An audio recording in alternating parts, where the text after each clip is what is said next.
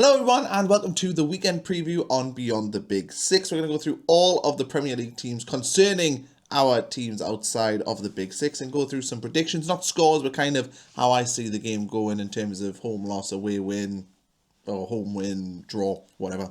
So we'll go through them. We'll go through it chronologically for how they're going to play it this weekend. So we'll start with the 12:30 kickoff on Saturday afternoon, which is West Ham against Sunderland. I think this is a particularly interesting game. I did a couple of videos actually this week on West Ham, which you can check out on the channel, kind of talking about how imperative this game is for them and how imperative, for their run from now to the end of the season is for them to survive, of course, in the points they can pick up and who they can drag in. So this game's very, very important for West Ham. And Sunderland on the road are not great. They've only won 2 away games, I think, this season. They've only scored 5 goals away from home as well. They are not a juggernaut on the road, but of course they are very, very good at home, and that's where they're picking up the majority of their points. So can West Ham get a win here against a team in the top 8? And I think it's a difficult one to call, because if West Ham are going to take all that confidence from the weekend against Spurs and build on that and, really build some momentum, then this is a game that, they'll target and think that they can win. But on the flip side, we haven't seen consistency from West Ham this season, and it would be no surprise to me with everything going on at that football club, with the protest and the boycott the first 50 minutes that's planned, if the negativity surrounding the club will hurt them in this game, and Sunderland will be able to come away with an away win. I think if I was going to do a prediction for it and guess where the game will go, I think I would probably side with an away win for Sunderland. I don't trust that West Ham have it within them to kind of keep it together and win back-to-back games. There's so many issues there. And I also look at the two teams now they're comparing. I think Sunderland will dominate that midfield with Xhaka, Siddiqui, Enzo Lafay in there, potentially Habib Diarra in and around the team. And I look at that West Ham midfield with Souček and Fernandes and maybe Freddie Potts in there, and Pablo kind of playing as the shadow striker. And I just think that Sunderland will have too much there in that area of the pitch. West Ham are also very leaky. They've conceded more goals at home than what Sunderland have conceded all season at home and away.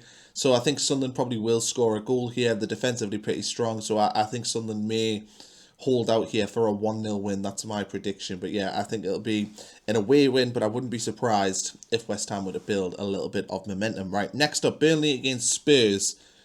And Spurs are in complete disarray right now. They are a shambles. If they had maybe 4 or 5 points less, I think they would definitely be in the relegation conversation.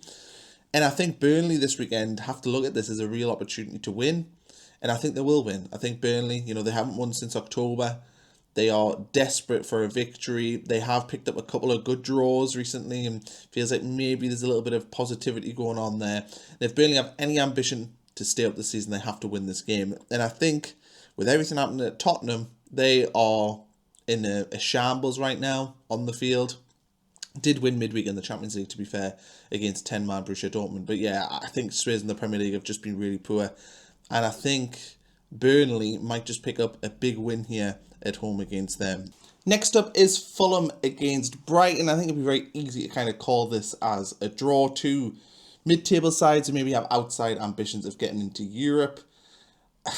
But I think Fulham right now are in decent form. I think Brighton are struggling currently a little bit, and I kind of fancy Fulham to take all 3 points here. I just think that they'll maybe have the edge. I think I'll put them on, 34 points? Put them really in the hunt for that top 5 spot, potentially. I mean, 4th place right now is 36 points, and Fulham are on 31. So all those teams kind of from Brighton up who are in 12th could have their eyes on potentially finishing in the Champions League places. But I think this game, I'm going to edge it with a Fulham win, but again, it could go either way. We've got Man City Wolves as well at 3 o'clock, and I think Wolves is unbeaten 2026 probably ends here, though Man City are in very, very strange form right now. So maybe this is the final, nail in the Pep Guardiola coffin, because there's been lots of talk about his position. So who knows with this one, but I think logically you'd have to say that Man City would win, and there is no real shame in that if you are Wolves. 5:30, we've got Bournemouth against Liverpool.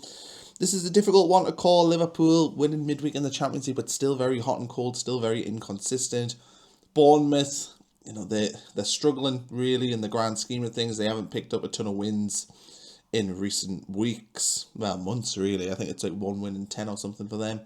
So they're not in a great place right now, Bournemouth. That being said, they got a good draw against Brighton. Maybe could have won that game. And I think Liverpool will probably struggle here. I'm going to side with a draw on that one. Moving to Sunday's games, Brentford against Forest. And Forest are playing in Europe in midweek.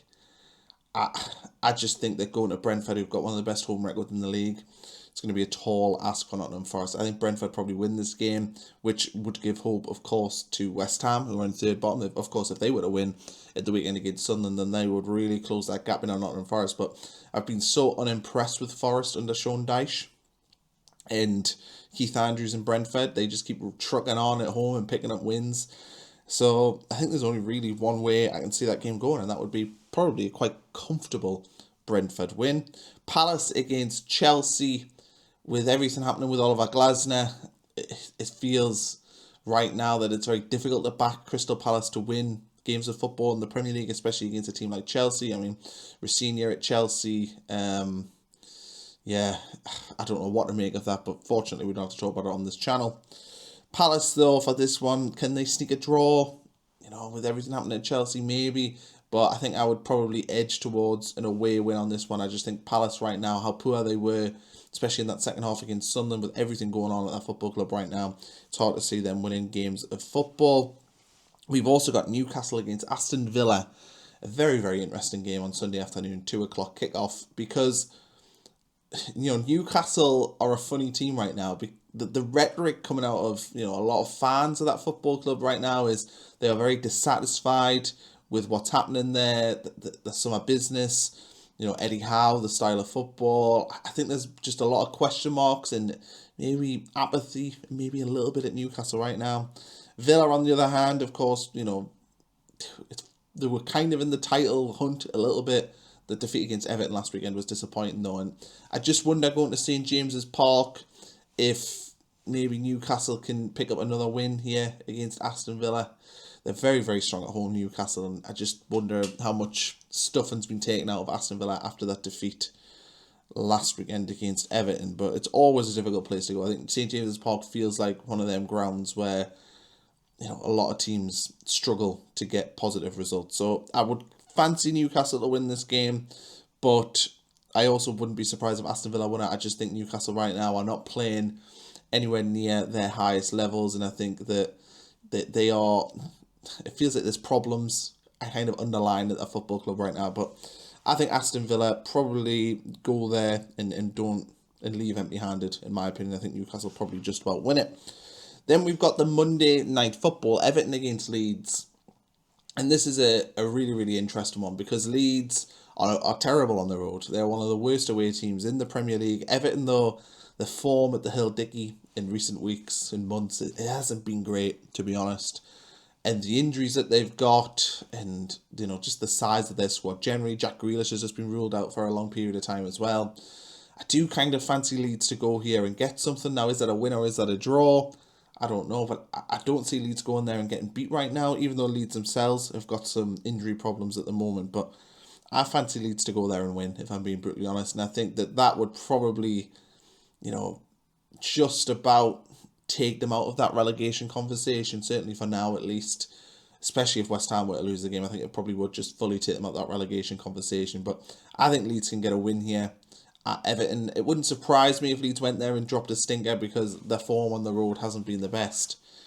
But I just think Everton right now are just very inconsistent at home. They're very, very inconsistent generally. Yes, they won last weekend against Aston Villa, but I think losing Jack Grealish is going to be a big blow for them. I think Ndiaye should be back, but I don't know if he'll play just because of the AFCON. And yeah, there's it's hard to call, but I think Leeds may just about see this one through. So I'm going to tip a Leeds win for this one. But let me know what you think of these predictions. Am I talking utter nonsense? Probably, yes. But let me know what your predictions are this weekend, whether or not you fancy any shocks in there, whether or not you fancy, you know, I'd said Sunderland to win at West Ham. Do you think maybe West Ham can win that game? You know, let me know what you think in the comments below. Please like, please subscribe as well, and we'll catch you again for another video.